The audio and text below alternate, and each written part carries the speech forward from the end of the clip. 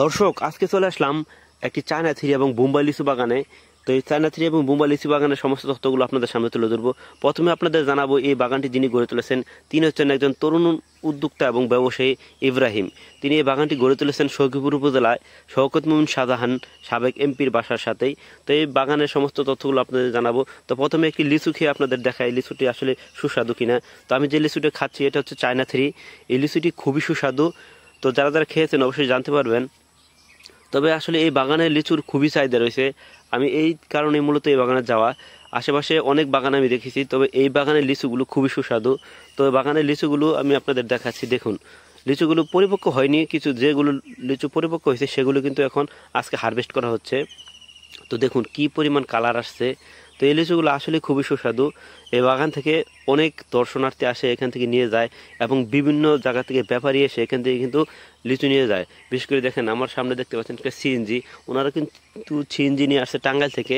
ওনারা ব্যবসায়ী, ওনারাও কিন্তু এখান থেকে লিচুগুলো নিয়ে যাচ্ছে, এখান থেকে নিয়ে ওনারা কিন্তু খুচরা দরে বিক্রি করবে।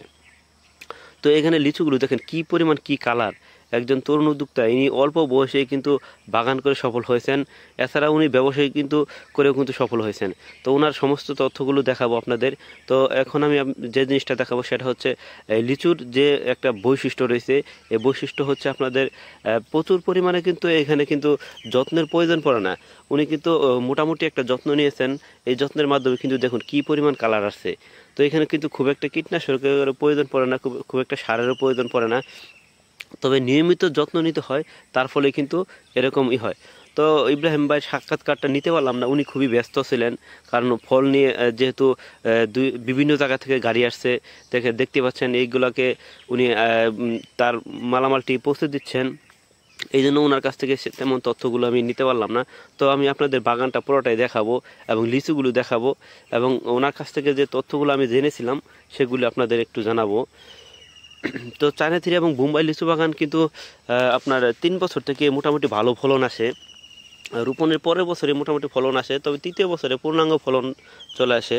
তো লিচু বাগান কিন্তু সারা বাংলাদেশে এখন জনপ্রিয়তা রয়েছে, টাঙ্গাইলে খুবই জনপ্রিয়তা রয়েছে। তো এই লিচু বাগান গড়ে তুললে উনি বলেছেন লসের সম্ভাবনা খুবই কম। তবে একটু পরিচর্যা আছে, এটার পরিচর্যাগুলো আপনাদের নিয়মিত নিতে হবে এবং বাগানে থাকতে হবে।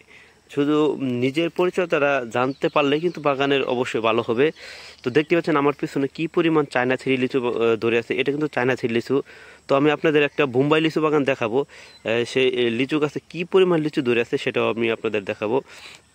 তো বাংলাদেশের আবহাওয়া শুধু চায়না থ্রি নয়, বোম্বাই লিচু বাগান লিচুও কিন্তু খুবই ধরন ভালো। তো এটাও কিন্তু বাণিজ্যিকভাবে করা যায়। তো দেখেন, আপনাদের যদি কোনো জায়গা পতিত থাকে অথবা শখের বয়সে আপনারা কিন্তু কিছু লিচু গাছ কিন্তু বাড়ির আঙিনায় রোপণ করতে পারেন।